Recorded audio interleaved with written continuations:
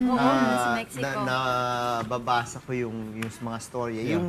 Yung pagkahuli sa mga 40 estudyante, dahil akala ng mayor, they would have prevented an event from happening. So, inutusan yung pulis na i-round up itong mga estudyante at turuan, bigyan ng leksyon. Pinatay. Hindi tinuruan ng leksyon. Pinatay. Pinatay. Pinatay. Pinatay. 40. Tapos sinunog. Tapos sinunog. Kaya nagkakagulo dahil Sino gumawa yung police? pulis. Mga pulis. Mga pulis. Nautos ng yung local mayor. Protest, Yes. Oo, yung protest nila kahapon talagang ang gulo eh. Nagbabatuhan na sila eh. Oo. Like yung mga protester, binabato nila yung mga Sa pulis. galit, Yung riot oo. police, binabato din nila yung mga Sa protester. galit. O imagine, 40 estudyante. Tsaka kung hindi man ikaw yung magulang nung isa, magulang ka kaya nararamdaman mo yung damdamin ng mga namatayan. Na hanggang ngayon, hindi pa rin sila actually naniniwala na posibleng isa yung kanilang mga estudyante doon Na sa namatay. sinunog. Dahil Oo. wala pa nga napapakita na DNA test or Yes. anything na Nahihirapan. konkretong ebidensya na posibleng kasama nga yung anak nila doon. Siyempre, kung ikaw man yung ina or ama, you're hoping against hope, no? Ika nga nila, na sakaling baka buhay pa yung kanilang mga anak. Next week, papasok tayo sa ika-5 taon ng Maguindanao Massacre. And of course, meron tayong, sinabi ko sa news group, meron tayong ihahanda na maybe 30 to 1 minutes daily. No? Parang summary kung ano nangyari. Kasi 5 years na, hindi pa tapos ang kaso. May delaying tactics ang panig po ng depensa na kung yan ay legal naman yung ginagawa po nila. Nagpalit sila ng abogado, hindi na sila fortune, panibagong mga abogado ito. At syempre, dahil mga sa dami, allegation pa. sa dami ng testigo nila, 300. No? 300 testigo pa ang ihaharap ng depensa dito sa kasong ito, hindi natin alam kung ito ay matatapos sa termino ni Pangulong Noynoy. Although, of course, sinabi ni Secretary Justice Laila de Lima, sisikapin nga po nila na ito ay matapos by 2016. Oo, kasi di ba nung unang nangyari yan, 5 years ago, parang lahat nakatutok internationally, parang napupuwersa or, kailangan talagang may maipakita tayo sa buong mundo. Pero dahil nga sa dami ng isyong napapatong, parang nawawala na naman siya sa picture. Siguro maganda 1 week before the event mismo kung patuloy tayong gumagawa ng mga stories about what happened para muling maalala ng ating mga kababayan na ma-pressure din sila at saka maalala ng mga kababayan natin yung nangyari muli dun sa Maguindanao At Massacre. syempre, importante para sa atin dito sa UNTV dyan dahil meron tayong 4 na kasamahan na living rin doon sa Maguindanao. Kaya ito'y sabi nga natin sa ating ito ay balita, hindi natin malilimutan yung nangyari doon at patuloy po natin babantayan itong issue na ito. Bantayan. Saka there's a nice video At paalala. on yung parang ginawa ng isang amateur journalist, videographer on the Maguindanao Massacre. Maganda because the footages he had, ano yung footages na hindi censored. So in other words, he had access to a lot of people, he was able to interview a lot of people, and then he originally gave it to BBC. Hindi daw tinanggap ng BBC, so in-upload niya sa YouTube. And it's, I think I watched it 8 parts siya. It's really 8 parts, and it's parang borderline parang nanonood ka ng horror story. Yung nakakatakot talaga. But it's a very good, sana maano nila.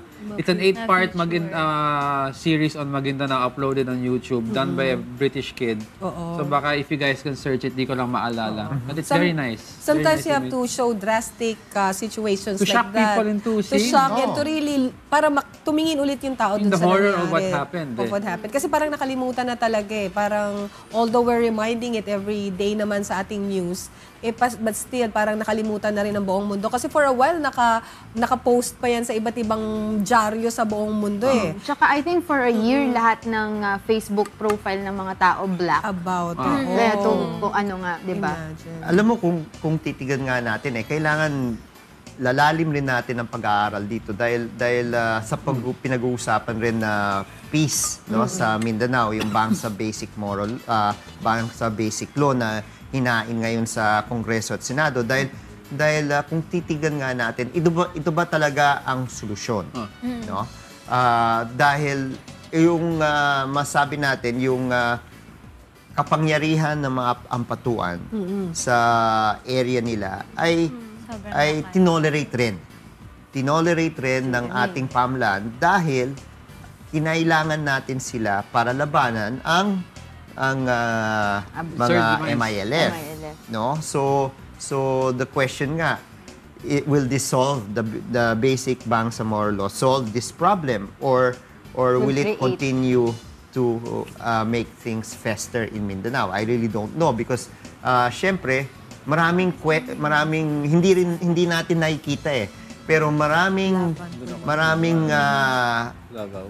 rumbles, no? Maraming rumbles ngayon sa baba on the ground with regard to how the BBL was presented, no, formulated, and marami tayong naririnig na not everyone's happy.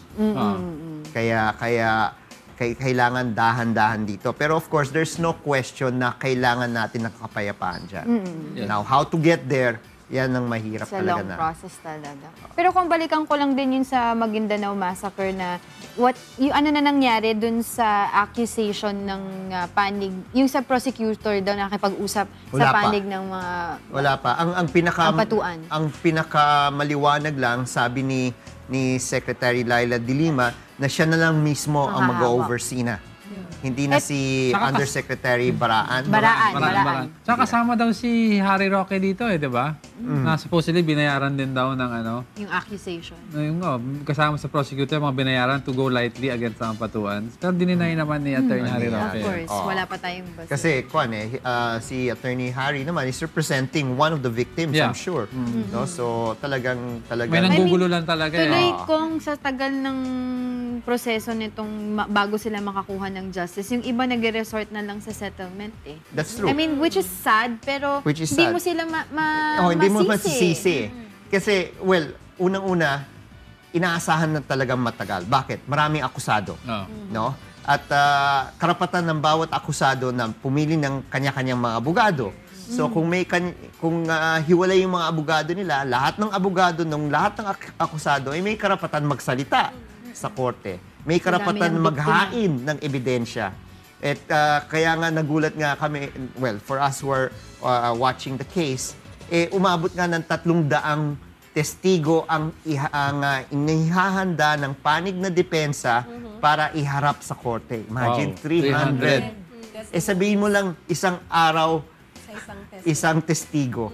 Di isang taon na rin yan. Kaya nga, di ba, sabi nung isang analyst din, parang di mo daw talaga, parang i-expect mo daw talaga na ganun katagal. Mas in-expect. talagang tatagal. You'll be counting years and Yes. years bago to Oo. ma-resolve. But then again, ito yata yung dapat na binubulong parati ni President Noynoy Aquino sa mga niya na bilisan.